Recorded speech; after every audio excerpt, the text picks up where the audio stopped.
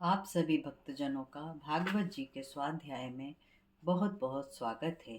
Channel पे यदि पहली बार आए हैं तो चैनल को सब्सक्राइब कर लीजिए और वीडियो को अंत तक देखिए। पसंद आए तो अवश्य शेयर कीजिए। अब हम भगवान विष्णु के चरणों में स्तुति करते हुए युगल किशोरी जी के चरणों में प्रणाम करते हुए अपने अध्याय में आगे बढ़ते हैं। मंगलम भगवान विष्णु मंगलम गरुड़ध्वज मंगलाय मंगलम पुंडरीकाक्ष मंगलाय तनोहरि शांताकारं भुजगशयनं पद्मनाभं सुरेशं विश्वाधारं गगनसदृशं मेघवर्णं शुभांगं लक्ष्मीकान्तं कमलनयनं योगिभिर्ध्यानगम्यं वन्दे विष्णुं भवभयहरं सर्वलोकैकनाथम्। ओम नमो भगवते वासुदेवाय। आज हम 13वें अध्याय में ध्रुव जी के वंश के वर्णन की कथा श्रवण करेंगे। मैत्रेय जी वर्णन कियो ध्रुव राजा को वंश अंग आदि राजा भये सब उन्हीं के अंश। श्री सूत जी बोले, शेष शौनक जी, श्री मैत्रेय जी के मुख से ध्रुव चरित्र सुनकर विदुर जी अति प्रसन्न हुए। मैत्रेय जी से पूछने लगे, हे ब्राह्मण, प्रचेता लोग कौन कौन थे, किस किस के पुत्र थे, उन्होंने किस वंश में जन्म लेकर यहाँ यज्ञ किया। देवर्षि नारद ने 5 रात्रि दर्शन को बनाकर भगवान भक्तों का अति भला किया। प्रचेता लोगों का गुण गान करने से नारद जी ने भी किया। मुझे उनके चरित्र श्रवण करने की इच्छा है।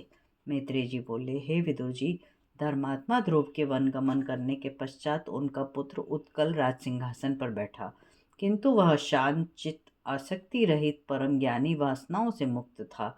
वह ब्रह्म को आत्मा में और आत्मा को ब्रह्म में देखता था। इस कारण वह मूर्ख, पागल, बहरा, गूंगा, अंधा सा प्रतीत होता था, किंतु वास्तव में ऐसा नहीं था। उसको पागल समझकर प्रजा ने उसके छोटे भाई वत्सर को राजा बनाया। वत्सर की पत्नी स्वरिथि के गर्भ से पुष्पाण, तिग्मेतु, ईश, अर्च, वसु, जय 6 पुत्र हुए। पुष्पाण के प्रभा तथा दोषा नाम की स्त्रियों से प्रातः, मध्यादि, साय ये 3 पुत्र प्रभा के उत्पन्न हुए। दोषा के गर्भ से प्रदोष, निशीथ, व्युष्ट ये 3 प्रकार के पुत्र उत्पन्न हुए। व्युष्ट के पुष्करणी नाम की भार्या से सर्वतेजा नाम का पुत्र उत्पन्न हुआ। उसकी आकृति नाम की पत्नी से चक्षु नाम का पुत्र उत्पन्न हुआ। वही चक्षु चाक्षुष मनवंतर में मनु हुए।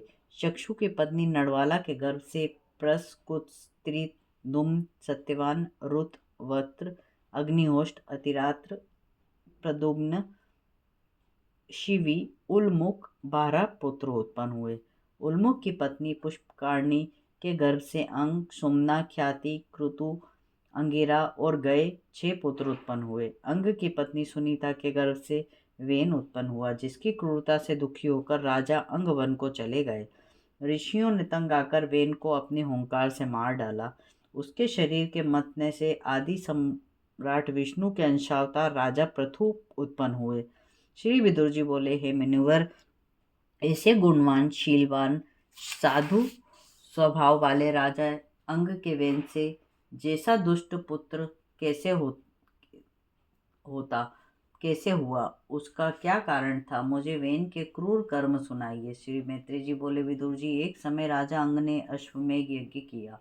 उसमें देवताओं ने अपना भाग नहीं लिया। ऋत्विजों ने आश्चर्य में आके राजा अंग से आकर कहा कि हे राजन, ना जाने किस कारण से देवता लोग आहुति नहीं ले रहे। हमारे वेद मंत्र भी शुद्ध हैं, यज्ञ के नियमों का पालन भी किया गया है, आपकी सामग्री भी उत्तम है, फिर भी देवता लोग आहुति लेने नहीं आ रहे। हमारी सलाह है कि आपके निसंतान होने के कारण ही यह दोष है। इसलिए पुत्र प्राप्ति के लिए यज्ञ पुरुष भगवान का आह्वान करना चाहिए। उनके आने पर देवता लोग स्वतः खिंच आएंगे। राजा अंग ने ऋत्विजों की बात मानकर ऐसा ही किया। ऋत्विजों ने पुत्र प्राप्त करने वाला पुरोडास नाम का चरु बनाया और अग्निकुंड में आहुति दी।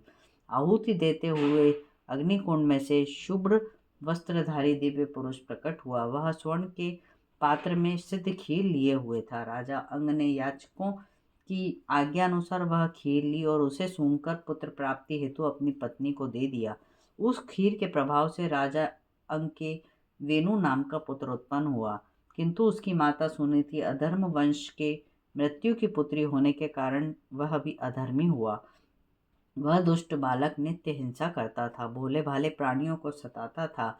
सभी पुरवासी उससे भयभीत रहते थे और वेणु आया इस प्रकार चिल्लाते थे। महाराज अंग ने उसे बहुत समझाया और सही मार्ग पर लाने का प्रयत्न किया, किंतु उसने अपनी आदत नहीं छोड़ी। उससे दुखी होकर राजा अंग एक दिन ऐसे पुत्रवान होने से निपुत्र अच्छा था ऐसा कहकर रात्रि में घर बार छोड़कर वन को चले गए। प्रातःकाल राजा को जब प्रजा को पता चला कि राजा चले गए तो प्रजा बहुत दुखी हुई। उनको खोजने के लिए उधर उधर वन को गई, किंतु महाराज का कोई पता ना चला। सभी लोग दुखी होकर नगर को लौट आए। इसके साथ यह 13वां अध्याय समाप्त हुआ। राजा बेन की अगली कथा हम 14वें अध्याय में कल श्रवण करेंगे। आप सभी का बहुत बहुत धन्यवाद। कर्पूर गौरम करुणावतारम संसार सारम भुजगेंद्रहारम सदा वसंतम हृदयारविंदे भवम भवानी सहितम नमामि। कथा श्रवण करने के लिए आप सभी साधकों का बहुत बहुत धन्यवाद।